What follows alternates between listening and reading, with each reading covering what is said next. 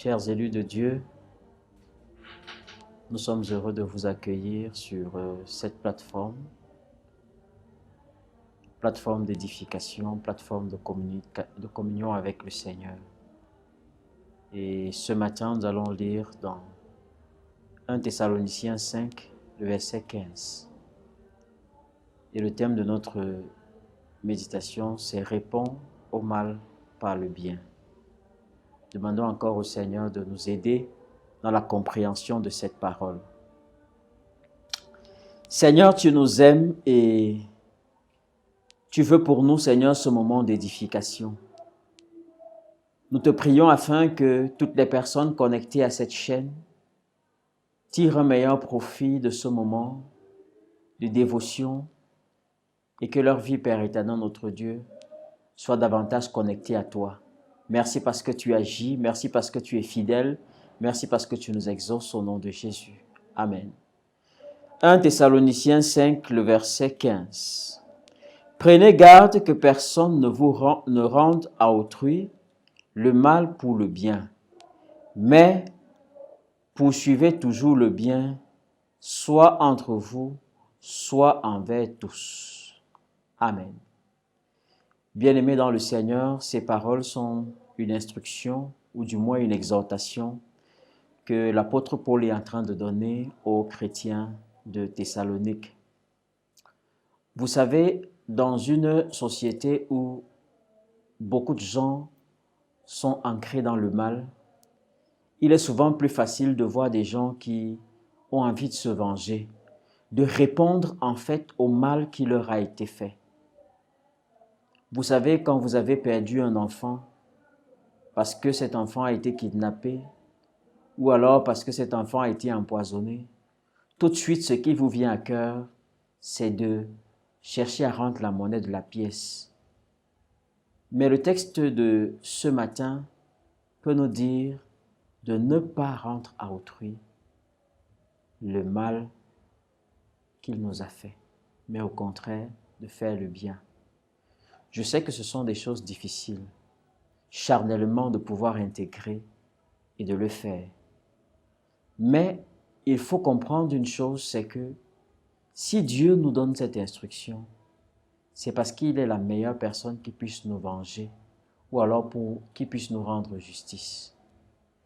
Si tu choisis de te faire justice toi-même, en réalité, tu passes à côté de ce que le Seigneur est capable de faire.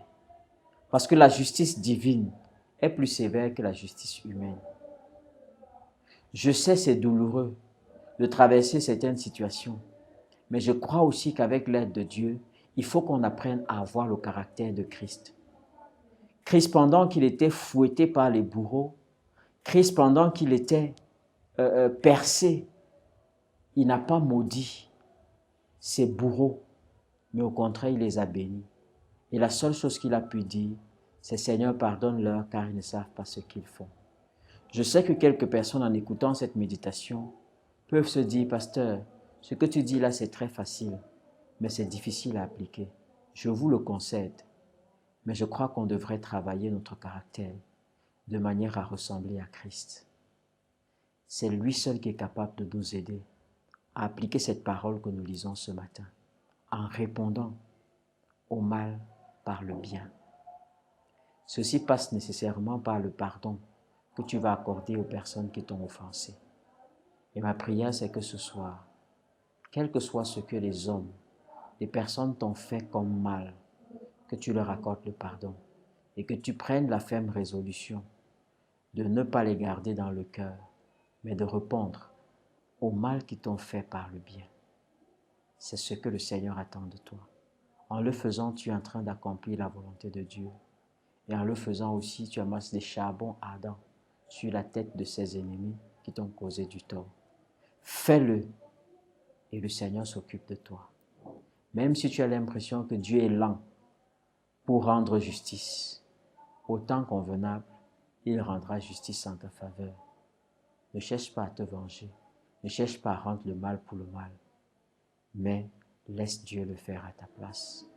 Aime, pardonne et accepte de passer outre ce que les uns et les autres ont fait. Que cette parole te bénisse et te fortifie. Que ce soit dans ton lieu de service, que ce soit dans ta famille, que ce soit dans tes relations avec les amis qui t'ont blessé, qui ont détruit tes projets. Pardonne et que le Seigneur te bénisse. Amen. Prions le Seigneur. Seigneur, je te loue et je te donne toute la gloire parce que tu es roi. Et ce matin, tu nous demandes de répondre au mal par le bien. Seigneur, humainement, il est impossible de le faire parce que notre chair est très fragile et très susceptible. Notre chair a un penchant, Père éternel, pour réagir promptement, Père éternel, au mal que les uns et les autres peuvent nous faire. Mais Seigneur, nous avons besoin de revêtir ton caractère. Ô Père, je prie pour quelqu'un qui, en écoutant cette méditation, peut ressentir encore la douleur du mal qu'on lui a fait. Seigneur, au nom de Jésus, visite cette personne et accorde-lui, Père éternel, la guérison intérieure dont elle a besoin. S'il te plaît, Seigneur, pense ses plaies et rends toi-même justice à cette personne. Seigneur, je te prie pour toute femme qui aujourd'hui, Père éternel, notre Dieu, a connu le décès d'un de ses enfants à cause de la méchanceté des hommes. Père, je prie afin que tu accordes à cette femme le cœur qui pardonne, comme toi tu as pardonné tes bourreaux, ceux-là, Seigneur, qui te conduisaient à la mort, ceux-là qui te faisaient du mal. Saint-Esprit de Dieu, guéris. Guéris, Seigneur, ces personnes qui ont perdu leur emploi à cause des complots qu'on a tissés contre eux. Et jusqu'à présent, ils ne parvenaient pas à oublier. Et ils avaient gardé dans à ces personnes. Seigneur, donne-leur un cœur nouveau, un cœur qui ne se venge pas, mais un cœur qui sait aimer, un cœur qui sait faire le bien. Parce qu'en faisant le bien, Seigneur, toi, tu nous rends justice. Merci, Père éternel, parce que tu nous fortifies. Au nom de Jésus-Christ. Amen. Passe une excellente journée et que le Seigneur te fortifie dans le bien que tu feras en réponse au mal. Amen. Excellente journée.